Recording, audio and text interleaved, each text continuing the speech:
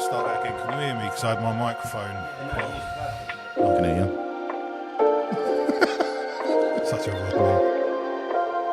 Hello and welcome to the Filthy Clean Pod. This is episode number 6, and today we welcome Christopher Cloke. Hello, Thank you very much, boys. It's a moment. Honestly, I've been looking forward to coming on. I really have. I feel like quite honoured. This is going to be... It's like Parky, isn't it, really? Everyone knows what Parky is. No? Michael Parkinson, anyone? No, Yeah. probably too young for that. Back in the day. Back in the day. Yeah, Back in the day. I remember Parky. Welcome. Great to have you up. It's been brilliant to be speaking with you for the last sort of 2 or 3 hours. And I know, I've bored you so much already. you're joking. I feel like I've waffled on, mate. I think you've done enough talking, you know.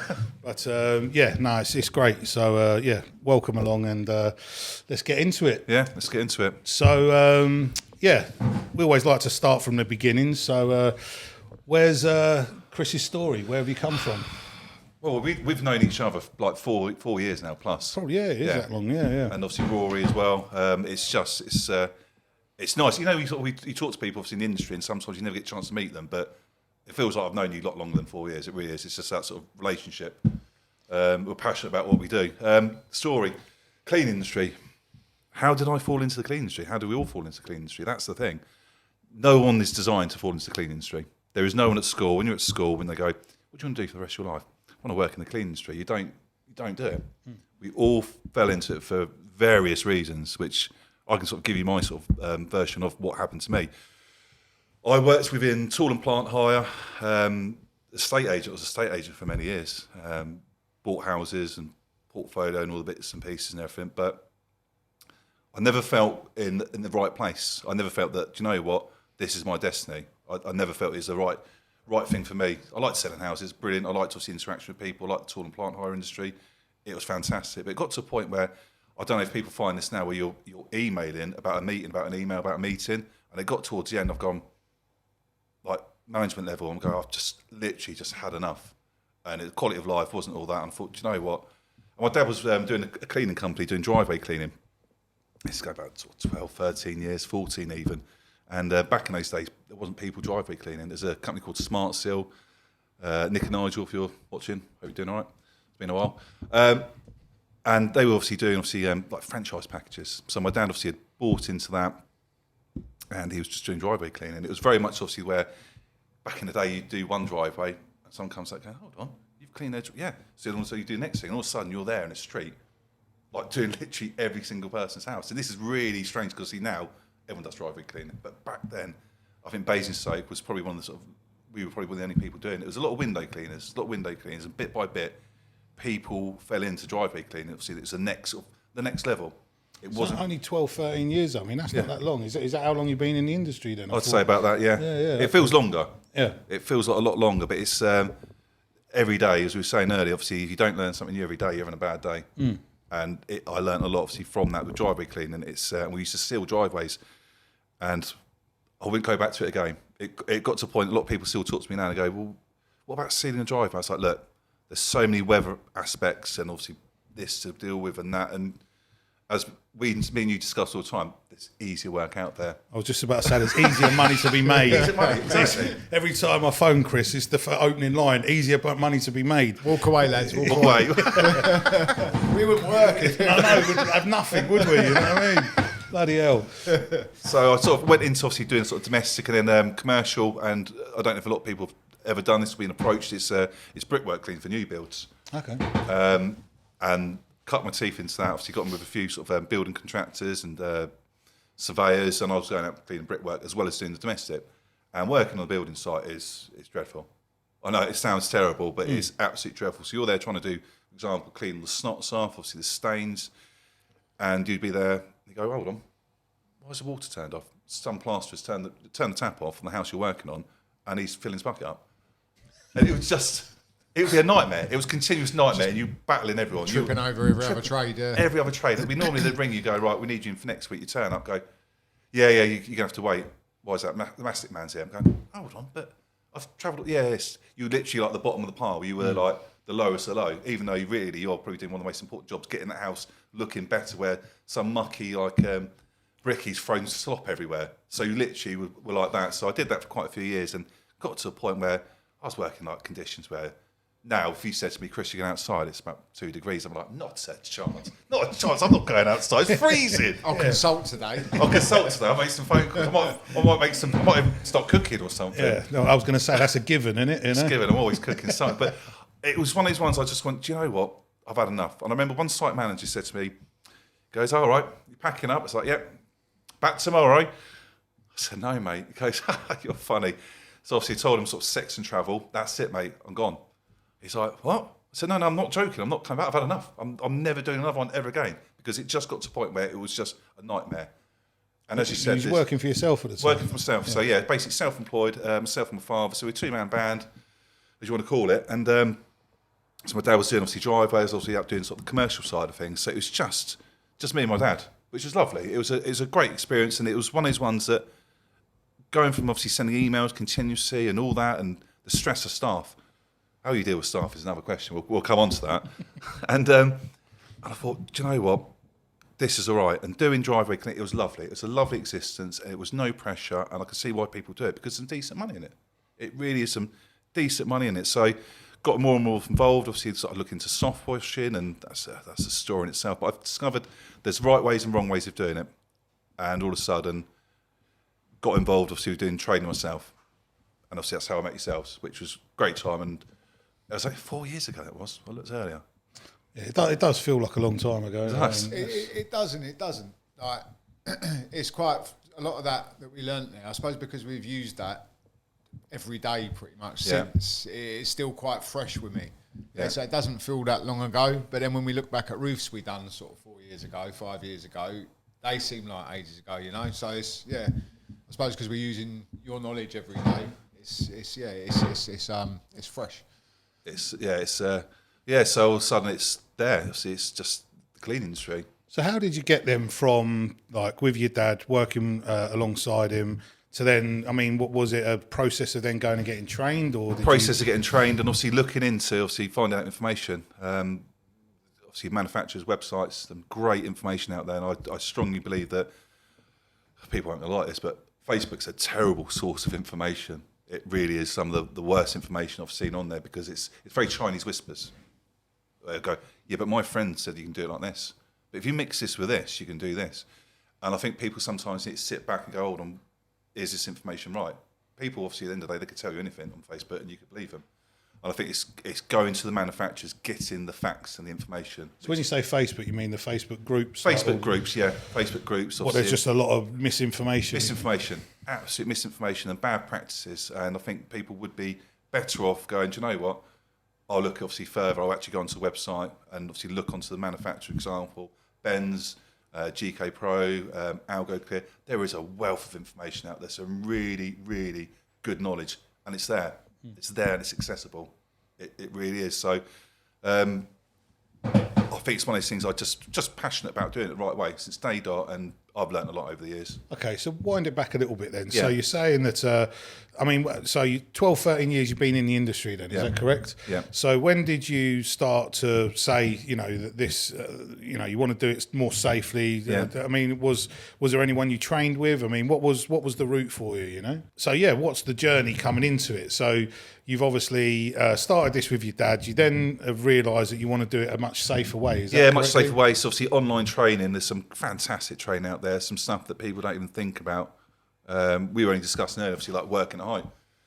There is obviously regulations and stuff out there, and again, noise, vibration, chemicals, kosh, and a lot of people don't realise what's out there. And I want to clarify this. I think that the cleaning industry is a pretty dangerous job. If you think about it, if you break it down and go, right, okay, it's potential working at height, vibration, pressure washing. I've been there. I've used a turbo for 8 hours, and literally, it's not been good. Working at height. Have I done working at height? You did. Right, so we'll say working at height again because it's that important. Okay. We'll cover that twice. Reinforce that point. And there's so many things that obviously can affect you, and we're exposing our bodies to it all the time.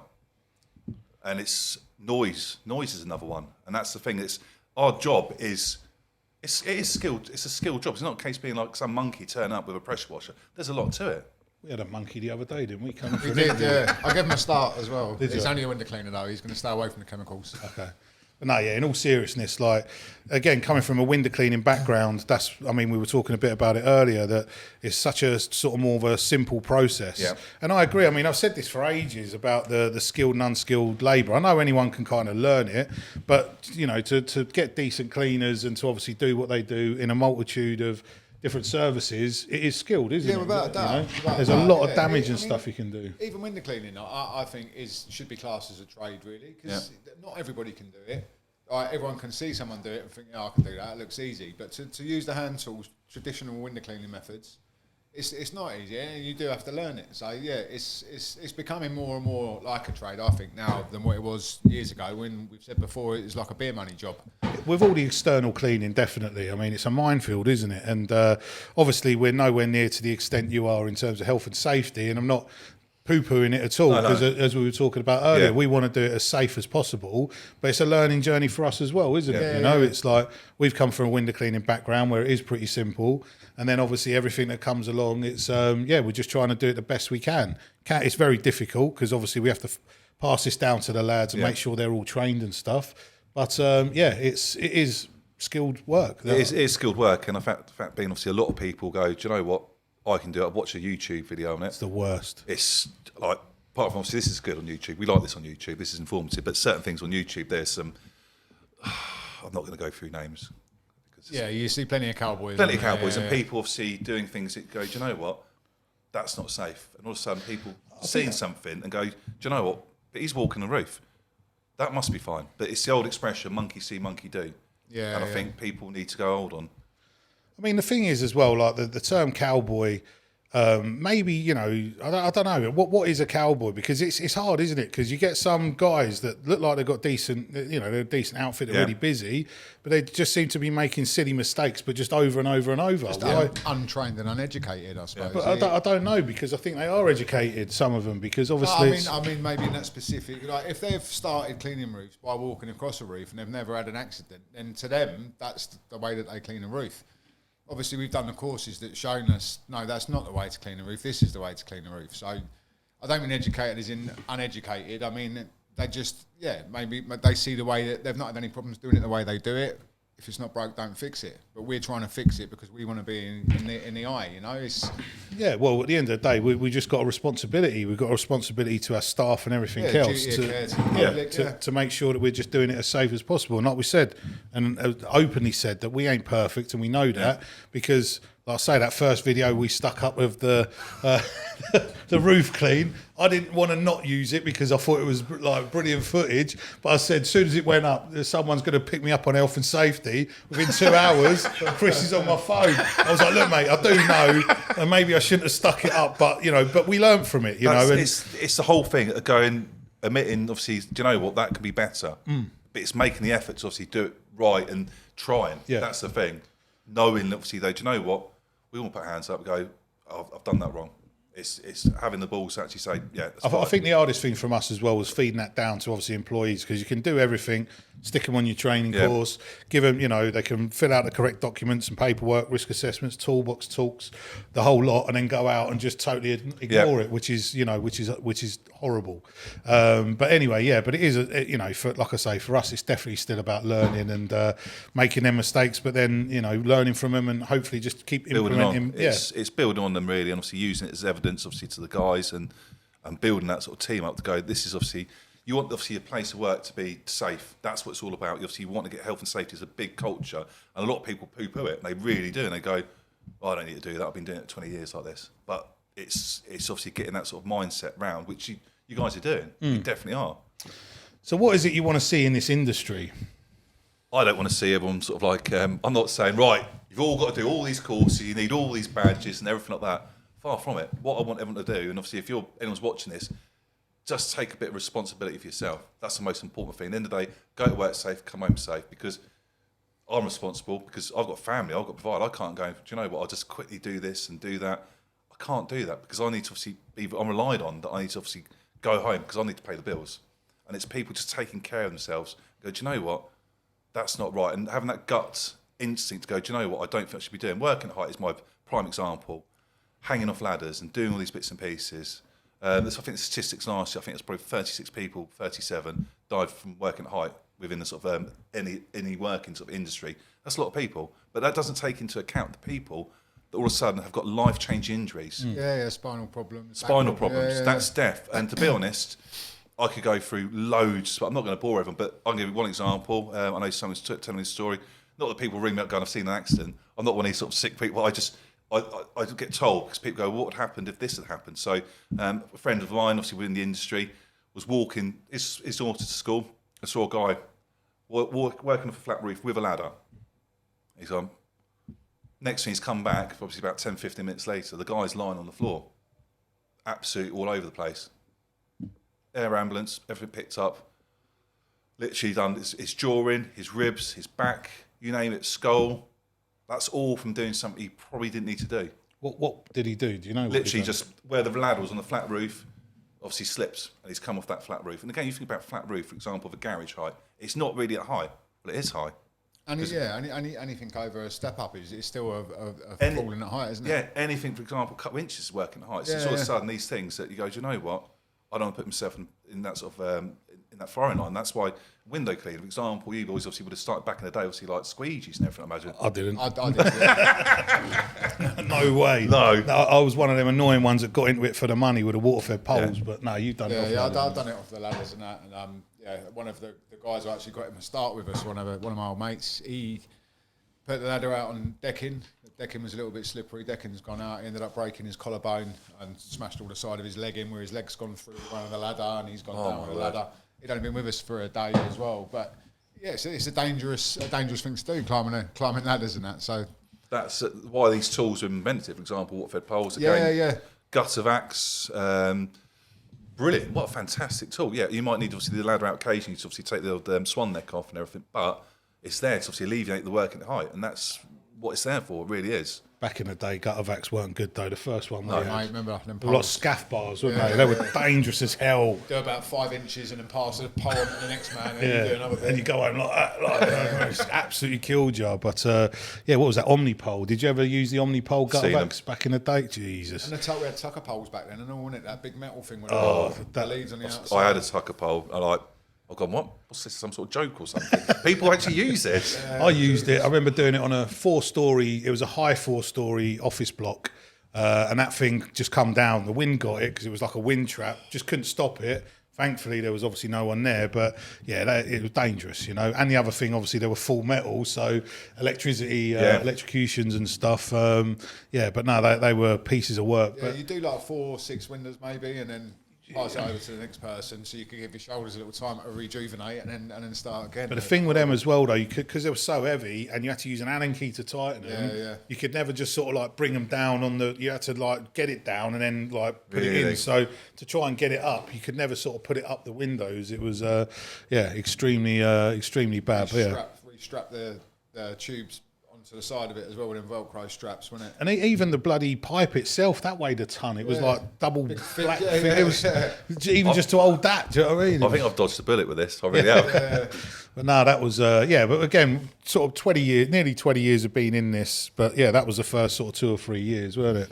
But even I remember the first hotel that we cleaned was only 3-story, and buying one of them universal poles from Streamline, and it was like side clamp. Yeah. And that was only 30 foot, and you were holding it like this, and you'd end up at the end of the day, you'd be in pain around the palms of your hand because your hands are open up that much to try and grip hold of the pole. It was a nightmare because I remember that hotel we cleaned. I think that used to take like 4 hours, and then when all your gardener poles and all that started coming out, we got that down to about 45 minutes. That was the difference, you know. Eventually. Yeah. But no, anyway. So things have obviously moved on a lot. So where do you see yourself going then in this industry?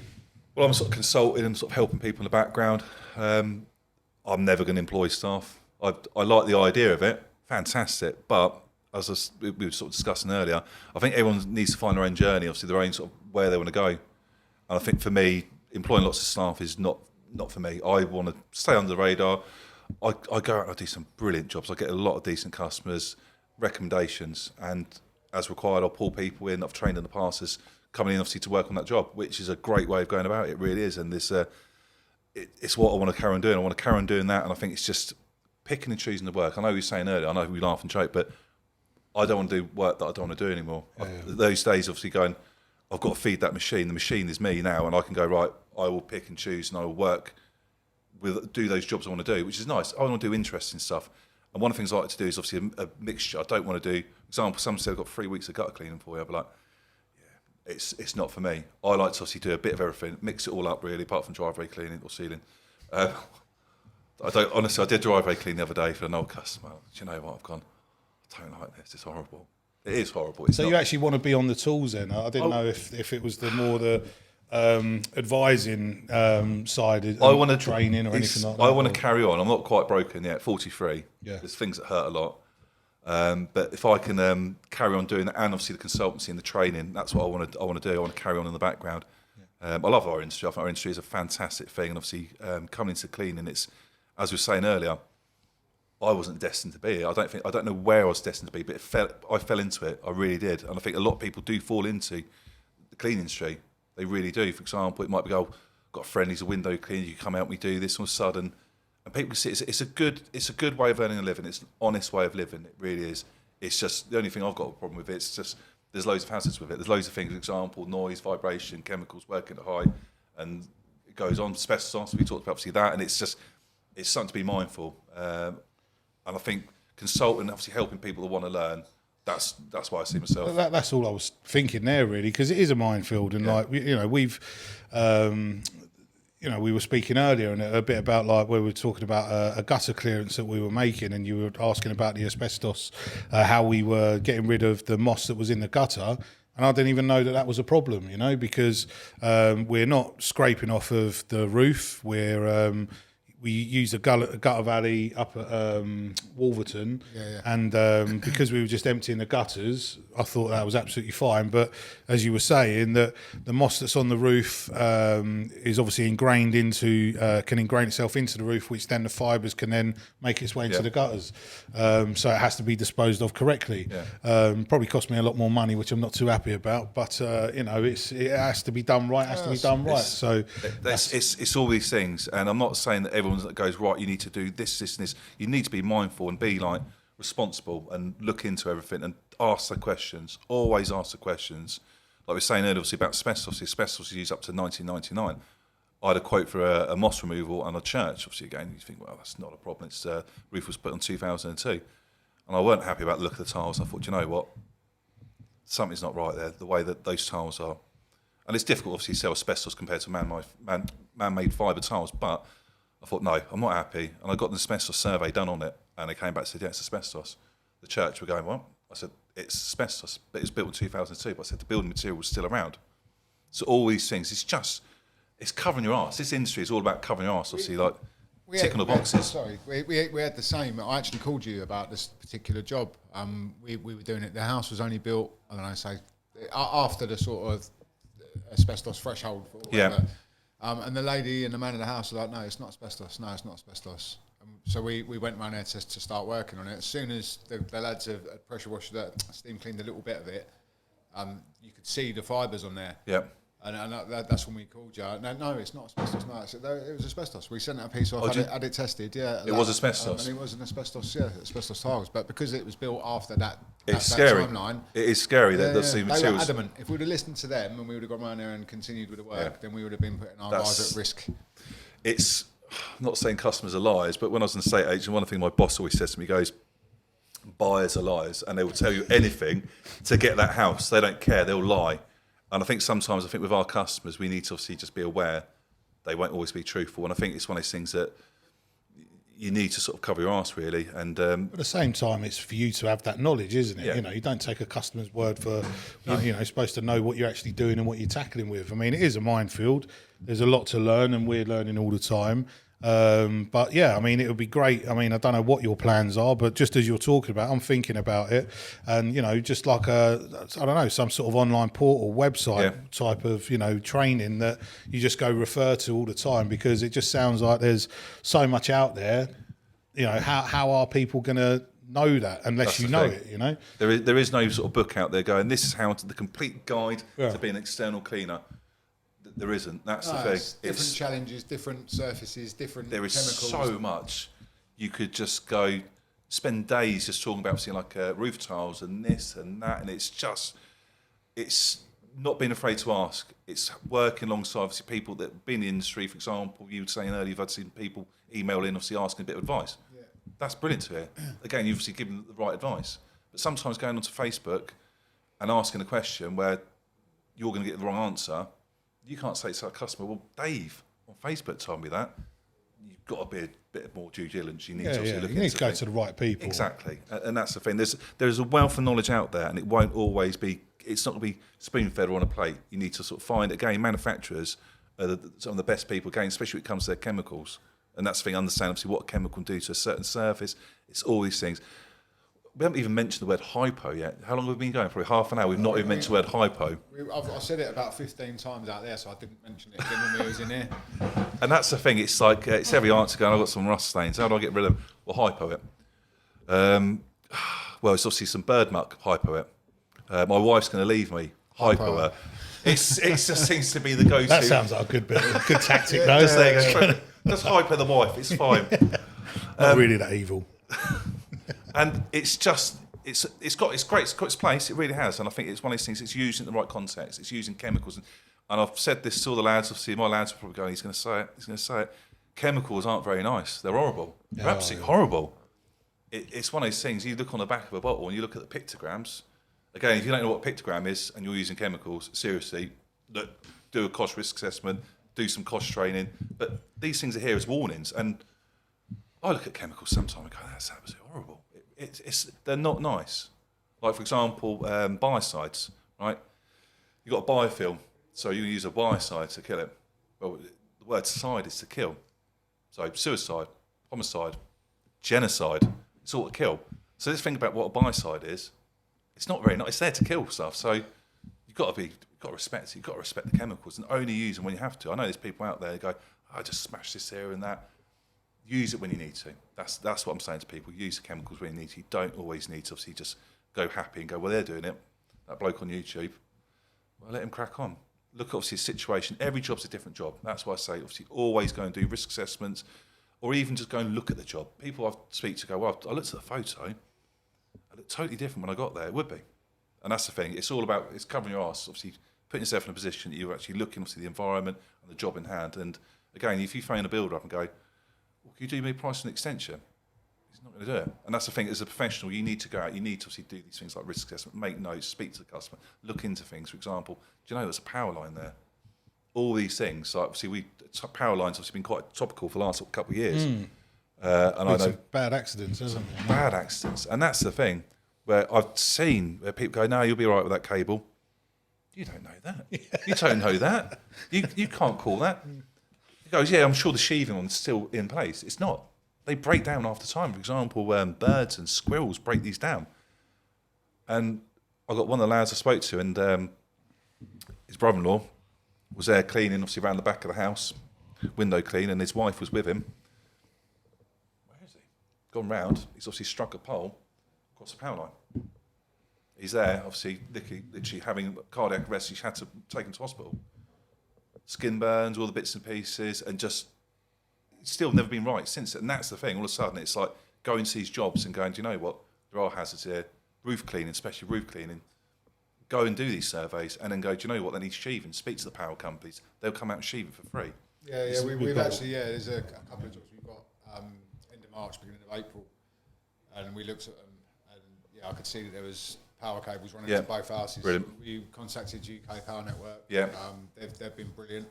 Gone straight up, well, not straight up there. It took us about a week to get them there, but it's not like I say the job weren't booked until April anyway. But they've gone up there and shrouded both the cables. Give us a certificate to say that they're shrouded, that we can then present to their homeowners, and carry out the work safely.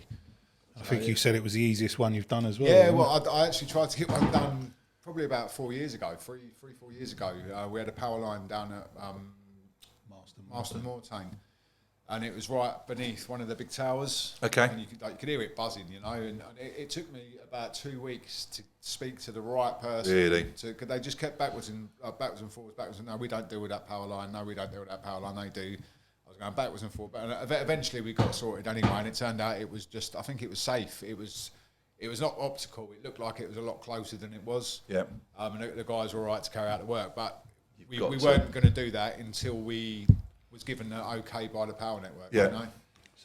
Why was this one so simple? I don't know. They were just really helpful.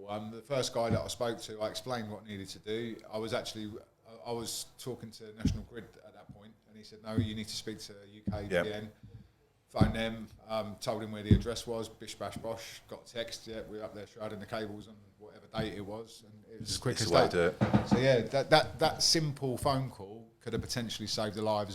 That would have saved a life. Yeah. I've got an example. One of my lads obviously rung me once. He goes, "Chris, I want to say something." I was like, "I'll be nowhere near you, missus, mate. Don't start." He goes, "No, you've saved my life. You've saved someone's life." I was like, well, "What's happened?" He goes, "Look, the lad was one of the lads that works for me was going to go out and do a roof. I've not gone and surveyed it." Okay, well, that's your first mistake. He goes, "The lad in the meantime obviously isn't in. He's pranged the van." So he goes, he won't be coming in for a while. I was like, "Yeah, I'm not surprised." So he said, "I've turned up to do the job." Because I've turned up and there's a power line which I didn't see from the photo going straight to obviously the property. He goes, "I know for a fact the lad obviously who had done the roof himself would have hit that." And it's just being mindful, and that's the thing. It's looking up. It's being like we do a risk assessment every day. For example, crossing the road, you are doing a risk assessment because you're going right, and that's what in any cleaning job that we do. We need to be looking at these hazards and knowing it, especially with the roof cleaner, gutters, and just anything to do with electricity.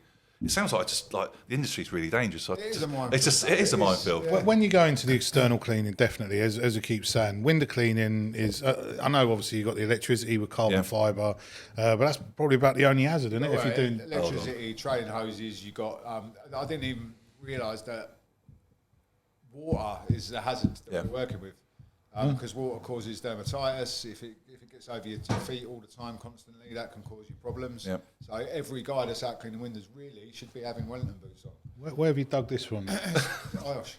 Oh, okay. That's he just said that was months ago. Why haven't you shared that information? I said it to us. I said that's one of the hazards. Is paid all this money and I don't even know about dermatitis. Yeah, I've got everyone welly boots though. But yeah, it's they're because I just said the two other guys that I'd done the Irish with were from different industries, and they sort of said, "Oh well, the guy said, like, what hazards have you got in your industry?" And one of the guys was like, "Oh, I think it was printing or something they'd done. So there's the inks, there's the mechanical machines, blah blah blah blah." The other bloke he works on site, so he had thousands. Diamond driller he was, right? Yeah. So he had thousands of different ones, and then he asked me, and I was like, "Window cleaner." I said, trailing hoses like that. He said, "You've got trailing hoses, you've got this, you've got that, you've got that, you've got that." And you'd be surprised the amount of things that there is. Even bending down to slip through someone's letterbox is a potential hazard to your back. Yeah, it's nuts. For example, obviously one of the ongoing things, which obviously a lot of window cleans will have is obviously back issues, multiple skeletal disorders, which is basically it's RSIs really. You're doing the same movement over the time, and cleaning windows. You're going to hate me coming on here. You could go, "That's it, close the doors, no more." I would just edit it out. So but you're doing basic things obviously with your body that your body it's unnatural sort of positions, and that's the thing. I know window cleaners got serious neck issues because they're continuously looking up. It's all there, isn't it? It's all there in your lower back. And that's the thing. So I always say, if you can, obviously try and rotate from doing different jobs. I know it's difficult, obviously window cleaning predominantly, but I know, for example, they do lots of high ones, they do lots of low ones. It's being aware, and obviously, guys, I know this sounds really sad, obviously, like warming up in the mornings. I know it sounds like... That's it, Rory, you're going to be out there with a headband on, sweatbands, come on, lads. But no, it's important. You warm up before you go on a run, so what's the difference between warming up before you go away, I suppose? But look on the camera, start seeing them stretching their legs. I do that every morning anyway. I mean, I've got to for my physio, but...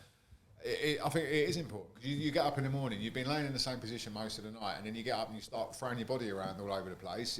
It's not ready for it. You've got to have them bends and stretches, I think, to lubricate your bones, get yourself ready for the day. So do we have to stick that in the staff handbook now? Yeah, we should do. Yeah, Rory will hold a 30-minute exercise session every minute. Rory's Yoga. I'll get a TikTok page. Rory's Yoga. Cloke cooks, Rory Yoga. Oh, I'm liking this.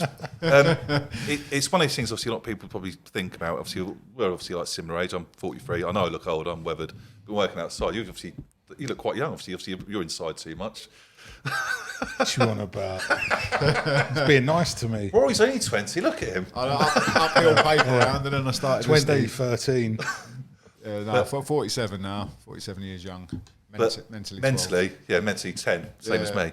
But the most important tool you've got is your body. You've got to look after your body, because all of a sudden, you fall off a flat roof, your body's not going to be able to do anything. You're not going to be able to do anything. That's the thing. We go to work, you need to look after your body and do things that are not going to hurt it. If it's going to hurt it, obviously you want to mitigate. You obviously want to do less amount. For example, turbo lines. I was saying turbos. I've done 8 hours of a turbo. I probably have got degrees of white finger. Honestly. I've got brown finger. That's staying in.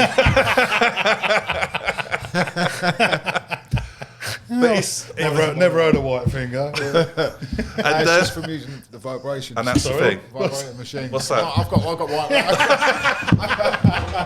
I've got white wrist. And it's all these things that obviously will affect your body. And like, for example, it'll go into like carpal tunnel. Obviously, the sudden, you obviously have the operation there, and it's just like debilitating. That's the thing. Like the industry, literally, you're damaging your body all the time. I know it sounds like doom and gloom, but it's just obviously you just got to be mindful of it and rest, plenty of rests, and do things. And I spend quite a bit of money. Obviously, I have physiotherapy every couple of weeks. Go right, I'll go and see my lady, and she'll go right. Where is it? I'll be like neck, shoulder, this, and I have to have work done it because I can't carry on. I know a lot of people go, no, I'll be right. Just walk. You know, like obviously people go, no, I just broke my leg. I'll walk it off. You can't do that. We got to look after our bodies. If we don't. But we were talking about that earlier, though, weren't we? Like you said, you've knackered your back from years of work and stuff, but you don't really think of what can happen down the path, or in older age, or whatever it is. No, yeah. You just crack on and do what you do, and But if you look after yourself, then obviously you're going to have a much more fruitful health at the end of it, aren't you? That's it. It's a little thing. I mean, your body is, like you say, your body is what earns you your money. Yeah. And this is why. I mean, I know it's slightly going off of it, but years ago. When we were doing like residential properties, if the gate was locked, we jump over it. Yeah. We've got well rid of that now. We don't do that at all now. But for me now, to climb over a gate, if I fall off that gate, I'm not 20 anymore. I'm not going to just get up and carry on cleaning the window. I'm going to probably be out of the game for 2-3 weeks. I've got a mortgage to pay. Well, back then, what are you on about? How many times you had a month off? Yeah, but that was stress. Was it? Stress related. I'm sure you told me it was backache. But no, it has. My back injury has messed me up, and that's why I try and enforce that with the guys that use the ramps to get the gear into the back of the van. Yeah. It's not about, there's 2 of us, we can lift it in. There was 2 of us when I lifted the pressure washer up, and I've still popped myself. I've done myself an injury. Yeah. For the amount of shit I've gone through the past 9 years with different physios, different doctors, MRI scans, this, that, and the other, medications. None of that would have had to have happened if I just simply used the ramp to get that up into the If you did it right from the beginning, that's the thing. So if you are a young person, or younger than us, which is probably most people, look after yourself, look after your body, because there's no point going, I can do this, can do that. I was just saying earlier, obviously, like the gutter vac, I swear every year it gets heavier. Honestly. That's because you've got loads of stuff coming out of the gutters in it, though. It's just... You've got to empty it. You've got to empty them. What? Yeah, you need a spreadsheet for that with a tick.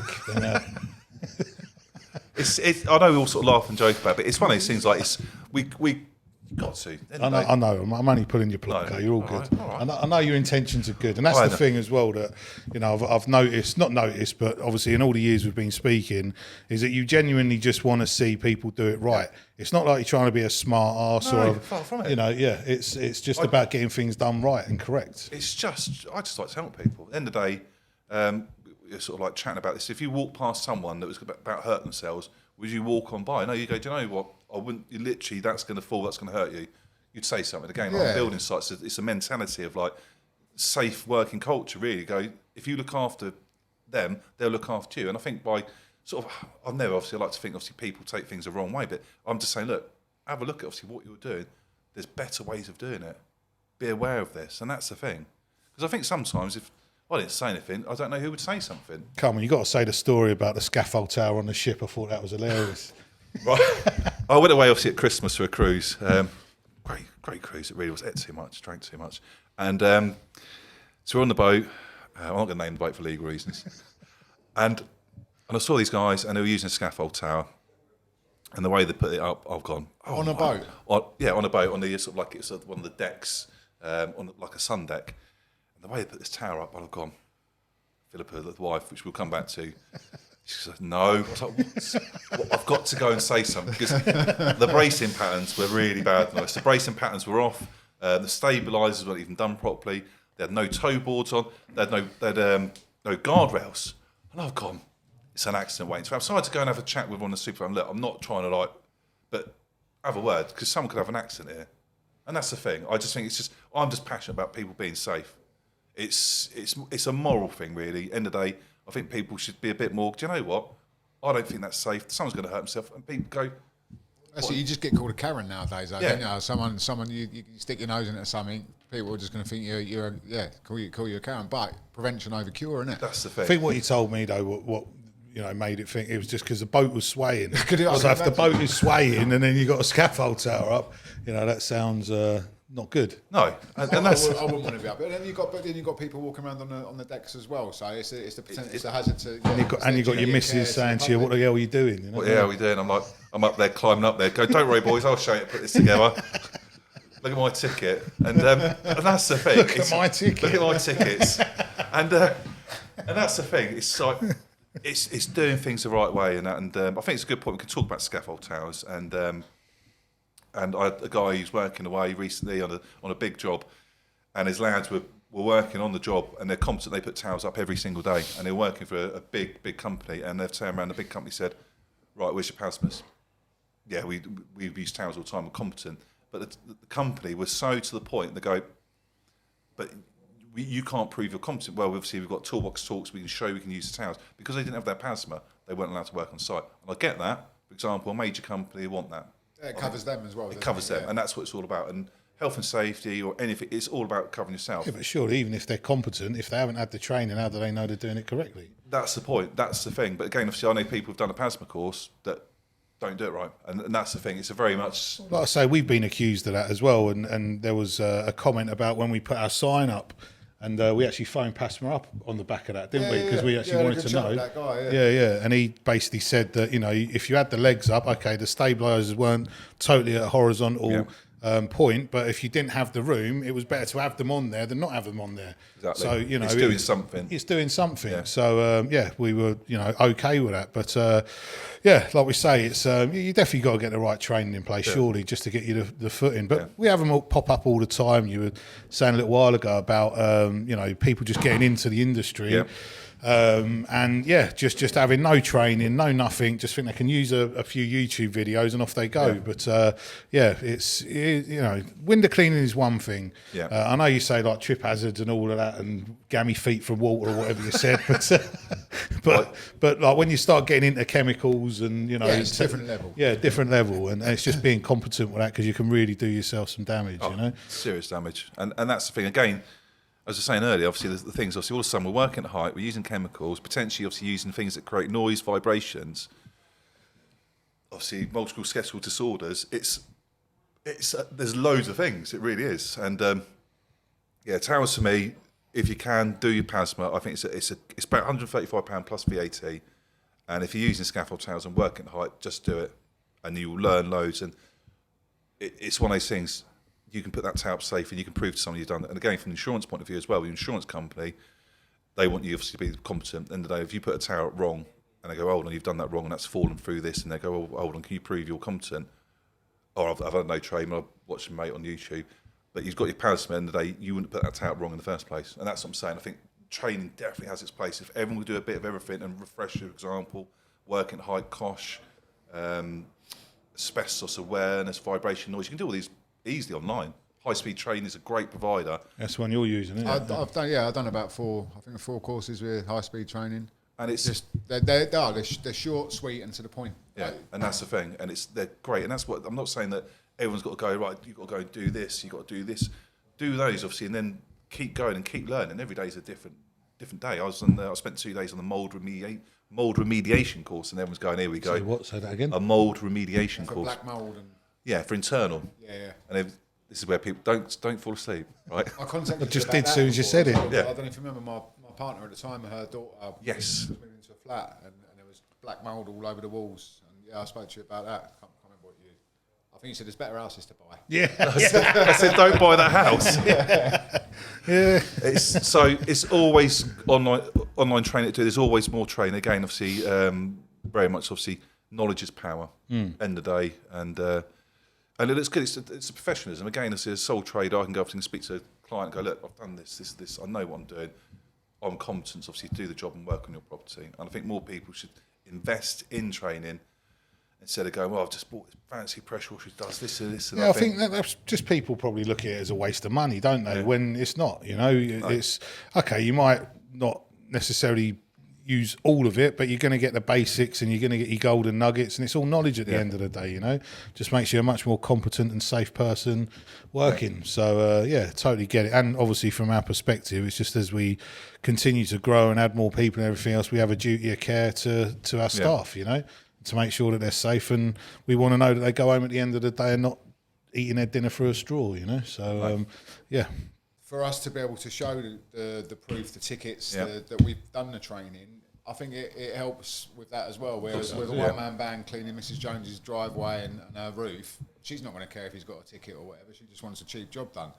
So it helps you as well. Not necessarily just a cheap job, though, because that's what you're saying as well about presenting yourself to a client. It means you can charge a premium for the right clients who want to buy into the fact that you're going to do it safely and competently, isn't it? And that's the thing. And I always strive with my customers that the reason why I've done this training is because at the end of the day, I want to do a better job. I want to be safe, and I want to go home safe, and I want them to know that and obviously be reassured that. And again, it is you're trained. Obviously, you've got sort of training accreditations against that. You can charge more money. And that's in the day, all of a sudden, if I can charge more money, I don't need to work as much. And it's all these things. It's getting the right sort of balance. I'm not saying you were talking about that a bit earlier. I know we've been pulling your leg about, there's safer work, easier work there out is. there. Like I say, it's going to be ingrained in your tombstone, I think. Here lies Chris Cloke, easier work to be had, or whatever it is. But no, in all seriousness, it's, as you said earlier, it's like everyone has their own journey and everyone can be what they want to be. So like for yourself, you said, when you were younger, you might have taken the plunge more with like lads and everything else, but now where you're at, you're just really not interested in any of that, and it's just how you want to work. And for others out there, the same thing. There is no right or wrong way. Yeah, there is no right or wrong way. For example, your journey is destined by yourself. For example, a one-man band, people go, "Oh, it's terrible," but you need to get loads of staff. You don't need to. You're just going in a different journey, a different way, and I like my little journey. I think it's been fantastic, and I wouldn't change it for the world. But if like we were saying earlier, obviously I was younger, back in my 20s, I'd have gone, right, that's it, let's go balls deep, let's go start, and I would have gone for it, I would have absolutely flown for it. But all of a sudden, I'm 43. I could set a business up, I could probably get 5-6 vans on the road in the next sort of couple of years. But that journey for me is not the way I'm going. My way is obviously I want to carry on doing lovely work. I've got nice customers I work for, nice management companies, and those days employing people. So everyone's got to go the different way.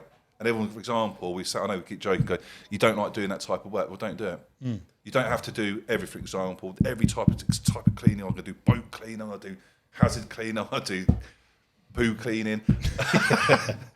But it's find the things you like doing, obviously, that work for you, and obviously, you're making the most money from it. And also, there's a gap in the market. You can never sit still in business. For me, I always look at little new services that I provide, and bird proofing is one that I do quite a bit of at the moment.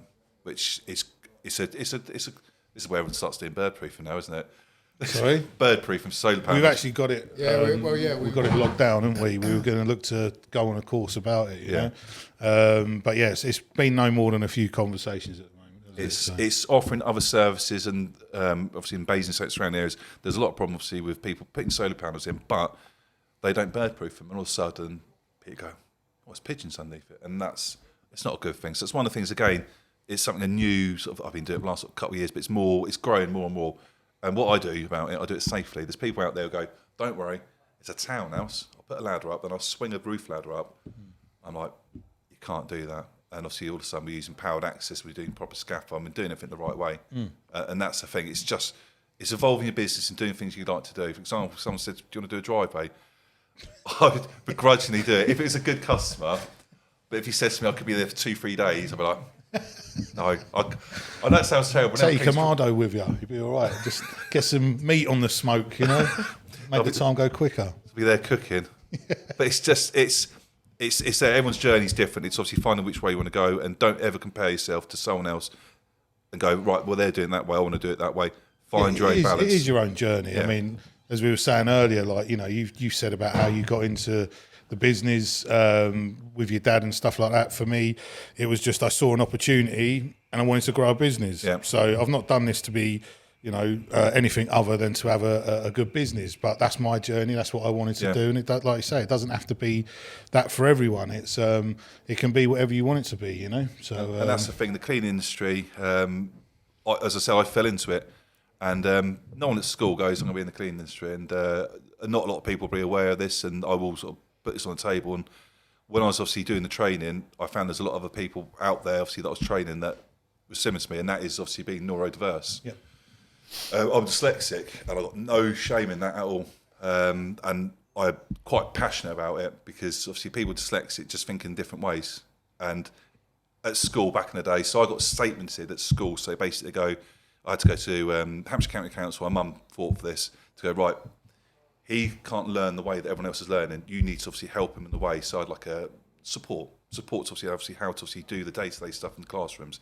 So I had that sort of support, like a scribe sometimes, or even like help me, because it's all up here, but it's trying to get down on paper, and that's the bit. So that really sort of like held me back at school. And ChatGPT is good for that. That's the thing. If we had that back then, Mate, honestly, I use it myself. I don't use it because I struggle to get what's here down there. I've not been diagnosed with dyslexia or anything, but I definitely believe I'm on the ASD spectrum, just purely because of with my own children having autism and stuff like that, and what I've learned over the years through them. But yeah, ChatGPT for me, I mean, I don't ever use it to say, can you give me like a whole script? I will say what I want it to say.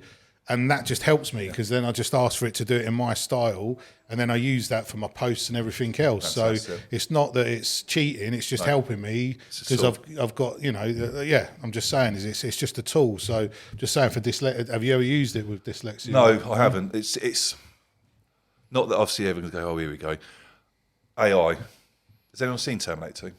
That's all I'm saying, right? I don't need some like robot toaster going after me or anything like that. I don't need it. Stop taking the drugs, mate. It's something I should look at, but I think obviously a lot of people fall into this industry, the cleaning, especially like myself, because all of a sudden I don't need to sit there doing countless emails and bits, and you can work and you can do your own things, and you're not judged, you're your own boss, and that's the nice thing about it, because obviously being dyslexic and you're trying to work in a corporate world, and if you don't sort of toe the line and go the way they want to go, it causes problems. I'm saying I had problems over the years of companies I work for because they'd be like, why are you doing like this? Because obviously being dyslexic, most people go, right, these are what you do. You can go 1 to 10. But the way I look at the tasks, I go, do you know what? But if we do 2 first, because with 7, that task there, it'll be 9 because that's going to help with doing 4. That's how I see the task. Obviously, the way I think is totally different. Out of the box. And it's just, there's other people I know in the industry, obviously, when I've been doing the training, that feel the same, and they feel frustrated that they can't make it work. It's not. At the end of the day, it's not your fault. It's just the way that life is. Really, in school, it was never geared up. But now school's a terrible place. It's shocking, isn't it? It's a horrible place. It's so outdated. Yeah. Like I say, we went through it with my own children. I ended up homeschooling them all through their teenage years, just purely because they couldn't get on. It was, but they're both very, very intelligent, you know. But they just don't learn academically the way that they're taught, and it's but it's so, and I think because it's becoming more and more, you know, relevant, I suppose, or vocal, whatever you want to say, more and more people are being diagnosed, and it's coming to the forefront. Something's got to give, because like I say, with my own journey with my own kids, you've got the schools where you can go if you're academic, or you've got the special needs schools where you know.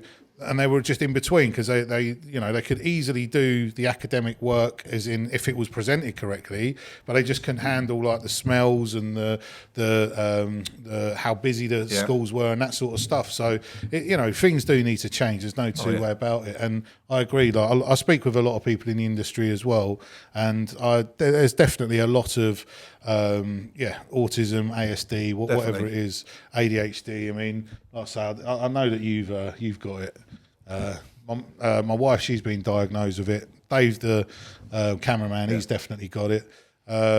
But yeah, it is what it is, and it's just trying to make that work. And definitely, thing. I think within the cleaning industry, even though I said I wanted to get into it to sort of create a business and make money, what I did like about it when I was on the tools, and I think you can agree with this, is that it was never about clock watching or time. Yeah. It was just about, this is the job, get it done, go home, or this is the work, and you're not restricted by that time of the regular 8 to 5 or 9 to 5. You can make it work. You make it work. Yeah. Sometimes I was going out on commercial work. I got to the point where I could go out, leave my house at 4 o'clock in the morning, get to Leamington Spa for just after 5, and be home again by 8:30, 9 o'clock. Yeah. Or I could have gone down there at 8 o'clock in the morning, hit traffic, not got down there till 10. Yeah. Spent a few hours down there, and the same coming back. So you're not. It is nice. That freedom is what definitely kept me in this job, without a shadow of a doubt. It's again obviously being like neurodiverse and everything, like, and go, right, this is obviously the routine. You go to work 9 to 5 and you've got to do this and this is how you do it. And I think it's just, we've got the freedom and the creativity that we can go, do you know what, I want to go in this direction, I want to do this. And that's the nice thing about it. And I think it's a lot of corporate companies now are actually obviously looking to obviously employ people that are neurodiverse, because they go, right, we need obviously people that are creative, and they're literally scouting out. Imagine that back in the, if I knew that obviously back then and people were looking for it, instead of going, oh, he's thick, isn't he? No, just obviously wasn't put in the right. It's just like right you said place. earlier. It's just round peg, square hole. You know. Yeah, I was just naughty. That was same my as that. diagnosis when I was younger. He's naughty. Just leave him to the back of the class or whatever. For me, it was just keep him off the E numbers. You know, it was. Or the E's. Yeah, that was later. Just, not a 4, but no, yeah, it was. It was. You're right. It was just, there was no one knew anything about it. There was no support about it. All through school, I was just known as a rogue. I was known as naughty, but it was just because I was bored. I wasn't stimulated. But if you lit me up, I was saying to John the other day, actually, that I remember, I never knew what an entrepreneur was or running your own business was. But I remember being in technology when I was 13, and they said, right, what we want you to do is create a suite or a bar, package it and sell it. Yeah. And, I totally excelled at that, because it was a creativity of coming up with a design, the packaging, then going out and selling it around the school, sold them all out, but never knew that was a strength at the time, because there was nothing ever sort of about it, But yeah, it is trying to play to your strengths and being that way. I mean, you could see it straight away. If you're questioning the status quo, you've been given a list of 1, 2, 3, 4, and you're saying, well, why am I doing that? Yeah. They don't want to hear that. They want you to fit into that pigeonhole. You've got to follow suit. I had it myself. The job that I had before I realised I couldn't work for anyone. I remember saying, right, I'm going to knuckle down and I'm going to, get on with this. And I said to the bloke, like, why are we doing it this way? Why won't we do it that way? He goes, because that's the way we do it. So why do we do it that way? He said, because I do it that way. And I'm like, but it's not, Exactly, And then in the end, I realised that, I'm not going to fit in here, because obviously they want you just to not question anything, a lot of, like we say, autism, ASD, the dyslexia, we do question it. Why am I doing that? We do, we do, and I think that is a massive thing. And I will obviously mention the good lady wife, Philippa. So I do bits and pieces regards to obviously like emails and that, but I couldn't do what she does.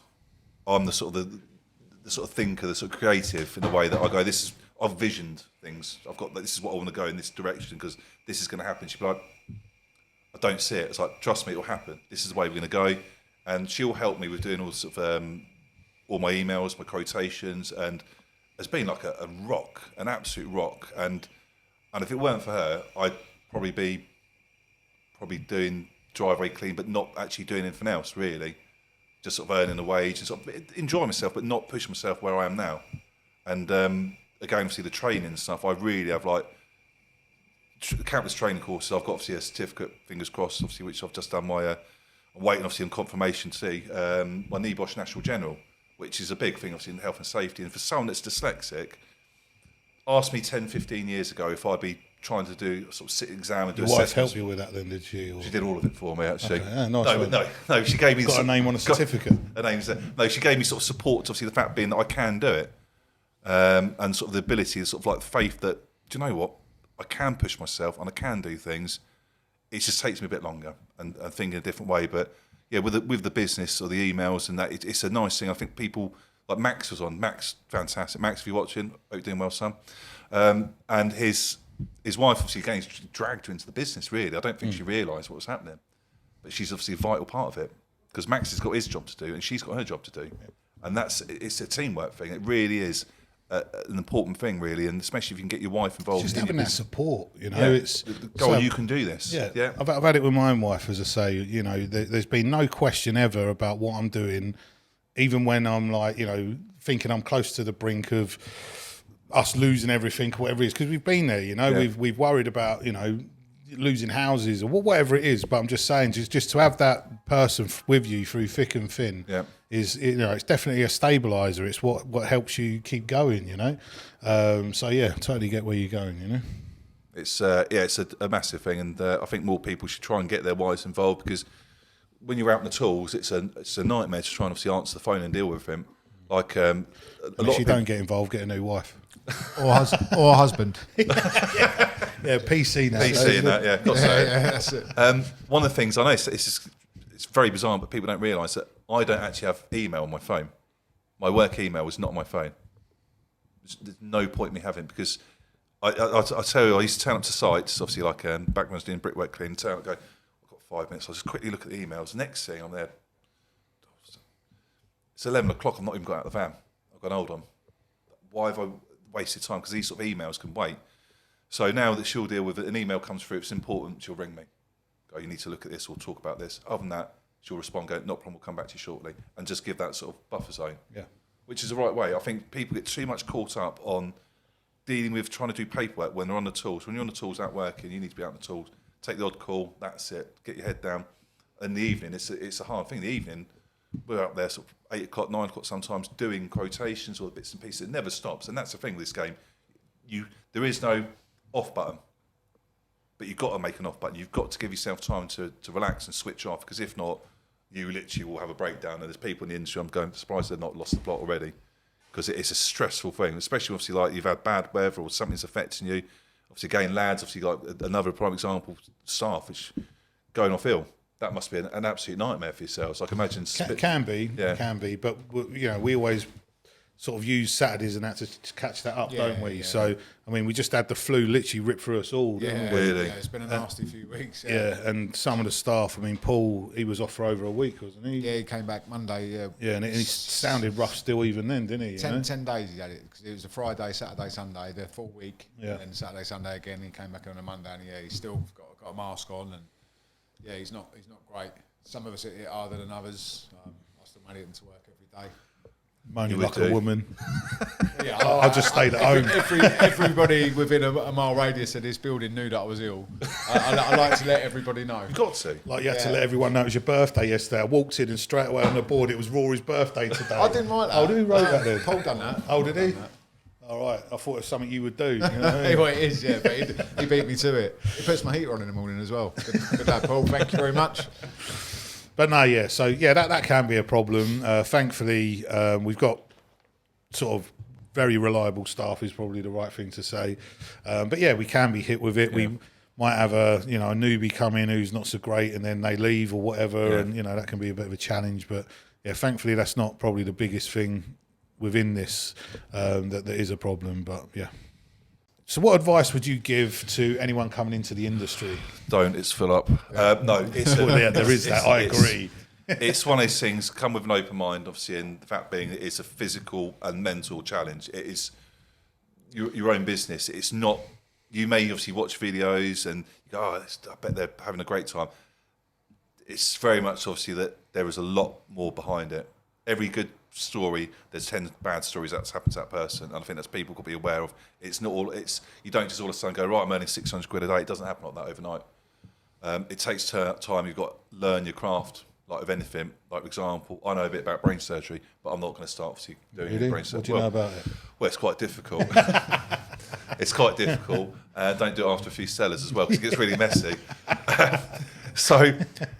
It's know your craft. Obviously, again, it's loads of information on like websites, as I said before. HSC website, right? And everyone's going, here we go. So everyone's like, it is a fantastic website, because everything you're talking about, you go, well, what did they say about this or that? You will find the legislation or regulation, obviously, what you need to do on there. It's a great, and it's free. The HSC, people go, oh, it's the HSC. They're not bad people. They're to guide you. They really are.